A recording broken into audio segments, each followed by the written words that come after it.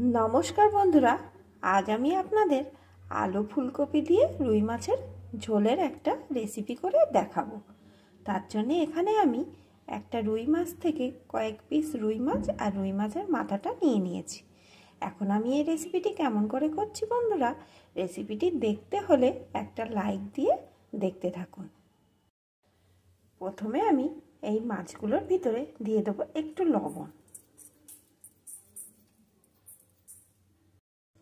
একটু হলুদ গুঁড়ো।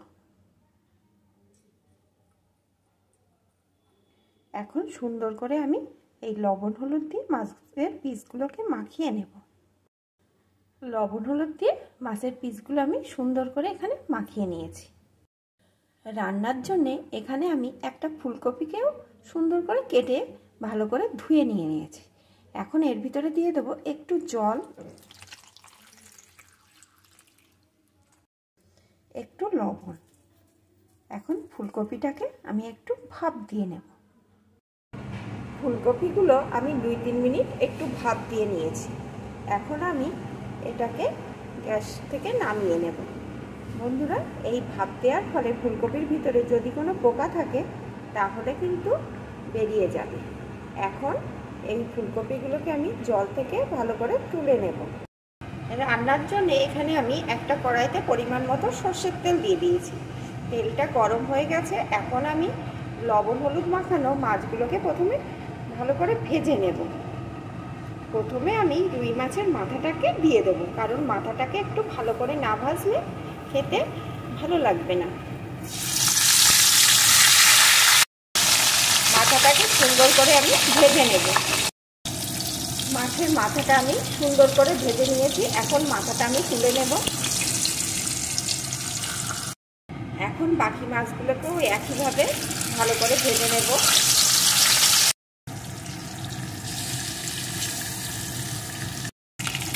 মাছগুলো আমি লাল লাল করে সুন্দর করে ভেজে নিয়েছি। এখন মাছগুলোকে আমি তুলে নেব। ভাজা মাছগুলো আমি তুলে নিয়েছি। এখন এই তেলের ভিতরে ফুলকপিগুলোকে দিয়ে দেব।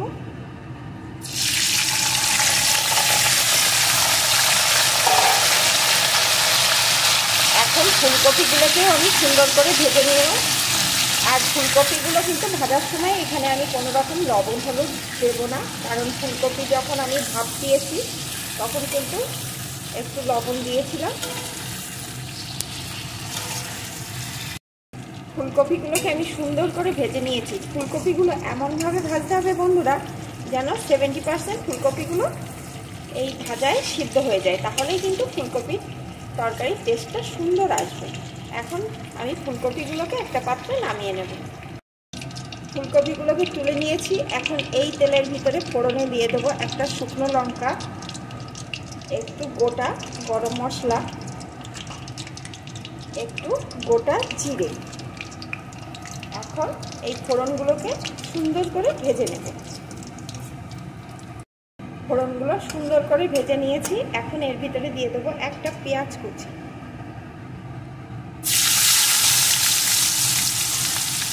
পেঁয়াজ কুচিটাকে একটু লাল লাল করে ভেজে নেব।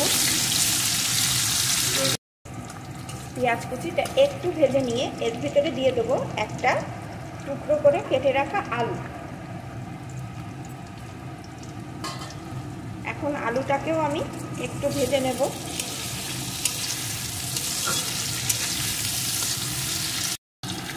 আলুটাকে একটু ভেজে নিয়েছি। এখন এর ভিতরে দিয়ে দেবো একটা টমেটো কুচি,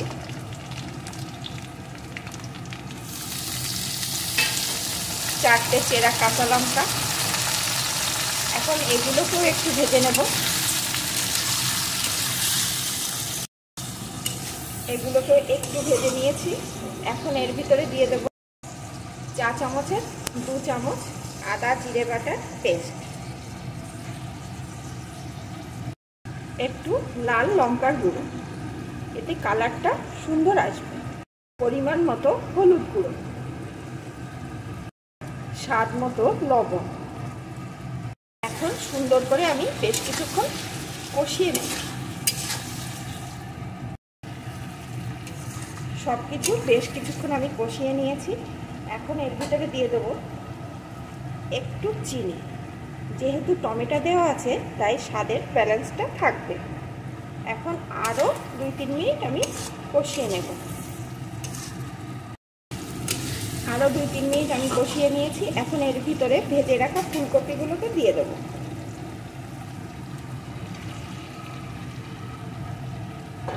এখন ফুলকপিটাও এর সাথে একটু কষিয়ে নেব। ফুলকপিটা দিয়েও আমি সুন্দর করে কষিয়ে নিয়েছি। এখন এর ভিতরে আমি দিয়ে দেবো পরিমাণ মতো জল। আমি কিন্তু এখানে গরম জল দিয়ে দিচ্ছি।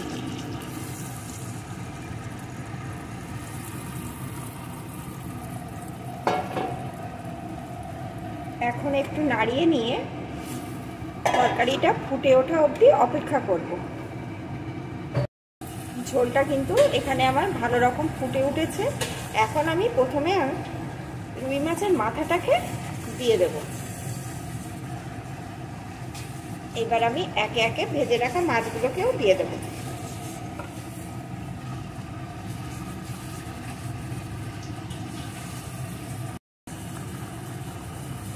এখন আমি বেশ কিছুক্ষণ এই তরকারিটাকে ফুটিয়ে নেব।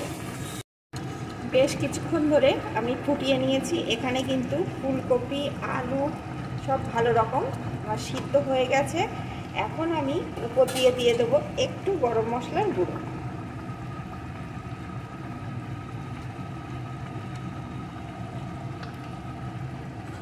একটু মিশিয়ে নেব।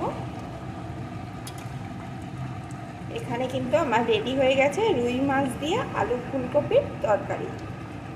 আর এটার কিন্তু স্বাদ একদম অনুষ্ঠান বাড়ির মতো আসবে। বন্ধুরা, আমার এই রেসিপিটি আপনাদের কেমন লাগলো প্লিজ কমেন্ট করে জানাবেন। আর ভালো লাগলে অবশ্যই লাইক শেয়ার করবেন। আর নতুন বন্ধুরা, আপনাদের যদি আমার রান্না একটুও ভালো লেগে থাকে তাহলে ফুল সাপোর্ট করে আমার সাথেই থেকে যাবেন। এখন এইটা আমার রেডি, আমি নামিয়ে নেব। আর এর গন্ধটা কিন্তু দারুণ আসছে বন্ধুরা।